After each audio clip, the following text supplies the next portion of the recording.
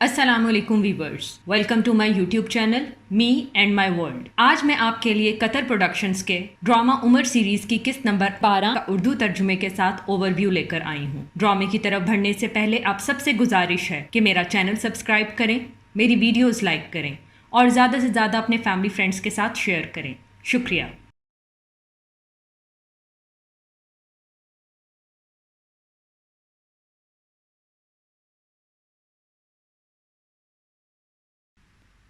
اس قسط کا آغاز ہند سے ہوتا ہے، جو جنگ بدر کی ہار کا ماتم منا رہی ہوتی ہے اور رو رو کر کہتی ہے میرا باپ، چچا، بھائی، ہائے محمد پر اس نے ان کے ساتھ کیا کر دیا۔ ہند کے پاس جو ہے وہ لے لو اور کوئی ہند کی انتقام کی پیاس کو بجھا دو۔ ابو سفیان آتا ہے اور کہتا ہے چپ ہو جاؤ ہند، تم کب سے رو رہی ہو، تمہاری آنکھوں میں زخم آ چکے ہیں۔ ہند کہتی ہے کہ عورتوں ماتم کرو عتبہ ابن ربی کے لیے۔ ابو سفیان کہتا ہے ہم بدلہ لیں گے۔ ہند تم اپنے انتقام کی آگ کو بجھا لینا۔ ہند کہتی ہے حمزہ میرا دشمن ہے، خدا کی قسم اگر ہم نے اسے حاصل کر لیا میں اس کا جگر نکال کر چباؤں گی، اس کے علاوہ کوئی بھی میرے انتقام کی پیاس کو نہیں بجھا سکتا۔ اس منظر میں ابو سفیان مجلس میں موجود لوگوں سے کہتا ہے کہ خدا کی قسم ہم تب تک خوشیاں نہ منائیں گے جب تک ہم اپنا بدلہ نہ لے لیں۔ جنگ میں جیت حالات بدل دیتی ہے۔ امیہ کا بیٹا کہتا ہے کہ ہاں زندگیاں تبدیل ہوتی ہیں، لیکن مجھے لگتا ہے کہ وہ ایک عزت دار قبیلہ ہے جس کا رخ تبدیل ہوا ہے۔ اس میں کوئی ذلت نہیں کہ ایک آدمی برابری میں قتل ہوا، لیکن میرا باپ اس حبشی کے ہاتھوں قتل ہوا جو ہمارا غلام تھا۔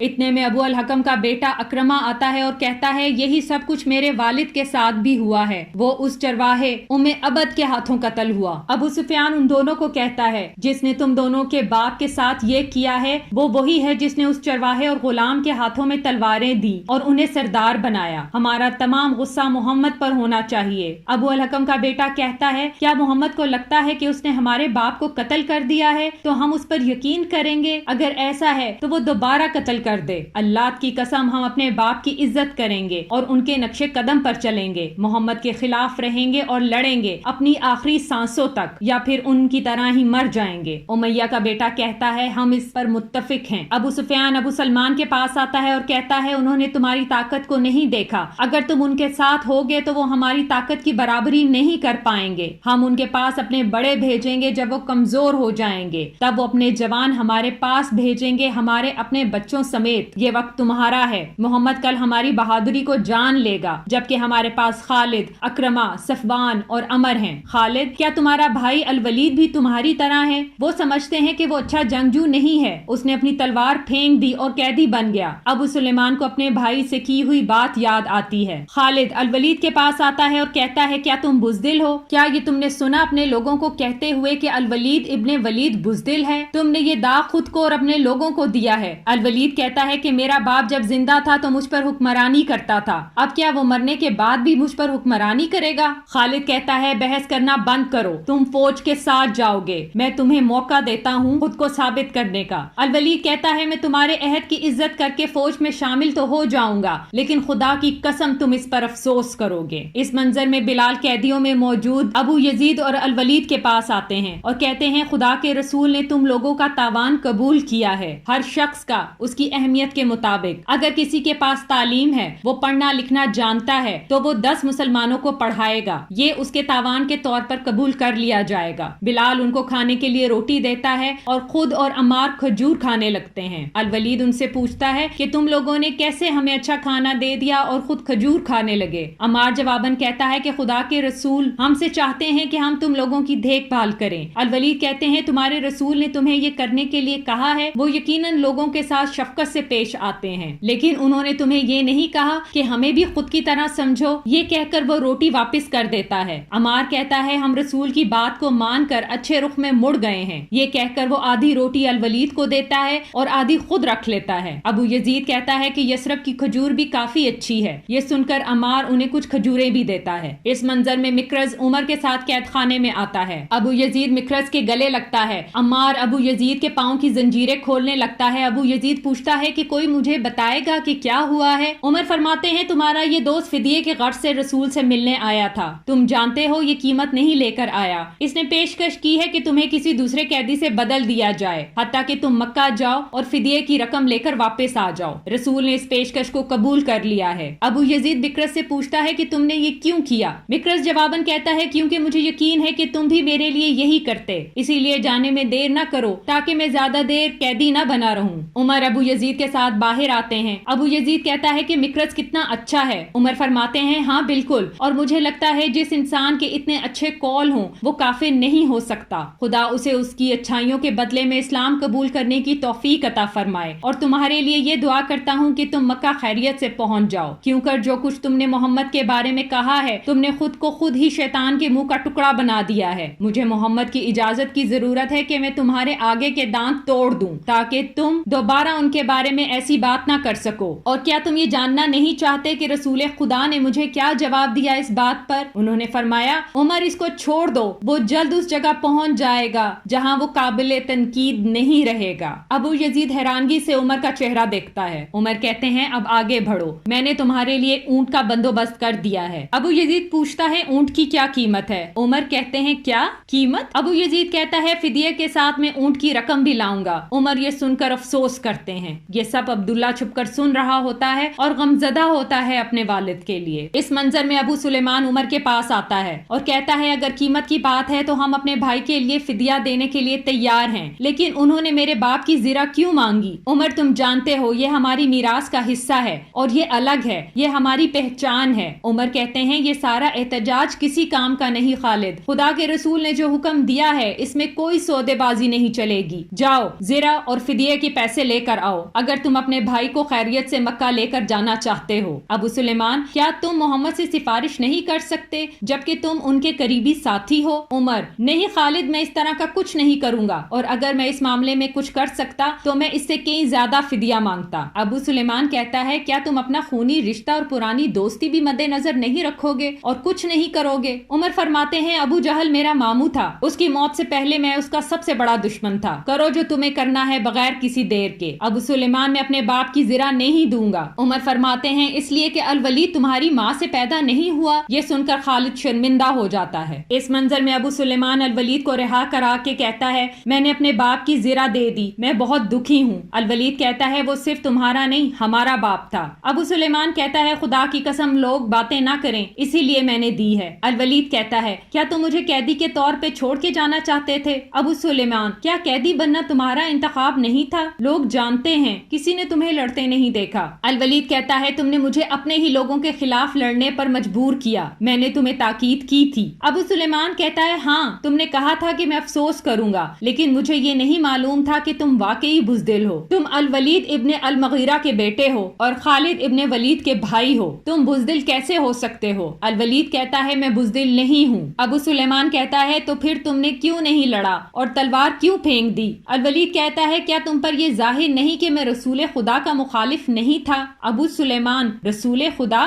کیا تم نے رسول خدا کہا؟ الولید کہتا ہے میں نے ان کے صحابہ سے کچھ چیزیں سنی ہیں اور جو سنا ہے وہ واقعی حق ہے. محمد نے جو کہا اس کی تفصیل میں نے اپنے والد سے بھی سنی اور وہ وضاحت غالب نہیں ہو سکتی اس حق پر، اس لیے کسی قسم کی کوشش بیکار ہے. ہمیں کسے ماننا چاہیے، جو حق پر ہے اسے یا جو جھوٹا ہے اسے؟ حق سمجھنے کے بعد بھی میں نے اسلام قبول نہیں کیا، حتیٰ کہ میں نے کرنا چاہا لیکن پلٹ گیا. میں نے سوچا شاید میرے والد پچھتائیں جو انہوں نے محمد کے لیے غلط کیا اور اللہ کے کلام سے شیطان جو ان کے اندر ہے ختم ہو جائے اور ہم سب حق کے راستے پر ہو لیں. پھر اس طرح بنا والد کا پیار گوائے حق حاصل کر لوں گا. میں نے قیدی ہونے کے دوران مسلمانوں کے اخلاقی اقدار کو دیکھا اور حق مجھے صاف دکھائی دینے لگا. وہ یقیناً رسول خدا ہیں اور اب میں مسلمان ہوں. ابو سلیمان کیا تم یہ فدیہ دینے سے پہلے اور میرے والد کی زرہ دینے سے پہلے نہیں کہہ سکتے تھے؟ الولید کہتا ہے میں نے خود کو مسلمان ظاہر نہیں کیا فدیہ دینے سے پہلے، جیسا کہ باقی لوگوں نے کہا. میں قریش میں کسی کو بھی یہ کہنے کا موقع نہیں دوں گا کہ میں نے محمد پر یقین کیا تاکہ فدیہ سے بچ سکوں. ابو سلیمان الولید کو الحکم کے بھائیوں کے ساتھ لا کر بند کر دیتا ہے اور کہتا ہے میں تمہیں تمہارے بہترین ساتھیوں کے پاس لایا ہوں، اور اسے ہتھکڑیوں سے باندھ انجام دیتا ہے۔ اس منظر میں عمیر ابن وہب صفوان سے کہتا ہے کہ کیا تم بدر میں جو لوگ قتل ہو گئے ہیں ان کا غم منا رہے ہو؟ صفوان کہتا ہے ان لوگوں کے جانے کے بعد زندگی میں کچھ مزہ نہیں۔ عمیر ابن وہب کہتا ہے مجھ پر ذمہ داریاں ہیں، بچے ہیں، اگر نہ ہوتی تو خدا کی قسم میں ابھی سفر پر نکلتا اور محمد کو قتل کر دیتا۔ میرے پاس اچھا بہانہ ہے کہ میرا بیٹا وہاں پر قیدی ہے۔ صفوان کہتا ہے کیا تم واقعی سچ کہہ رہے ہو جو تم نے کہا؟ تو پھر مت ہچکچاؤ، تمہارا قرضہ میرا قرضہ ہے، میں اسے لوٹا دوں گا۔ تمہارے بچے میرے بچے ہیں، میں ان کا دھیان رکھوں گا، انہیں میں کسی قسم کی تکلیف نہیں ہونے دوں گا۔ عمیر کہتا ہے تو پھر تم اس بات کو ہم دونوں کے درمیان میں ہی رکھنا۔ صفوان میں رکھوں گا، لیکن میں تمہارے لیے ڈرتا ہوں کہ تم انہیں قتل کیسے کرو گے اور فرار کیسے ہوگے۔ عمیر کہتا ہے جو کوئی بھی اپنے دشمن کی موت پر اپنی جان کو فوقیت دیتا ہے وہ کوئی بھی بہادری کا کام نہیں کر سکتا، لیکن ڈرنے کی ضرورت نہیں، میں تبھی چال چلوں گا جب محمد بالکل تنہا ہوں گے۔ صفوان یہ سن کر خوش ہو جاتا ہے۔ صفوان ابو سفیان کے پاس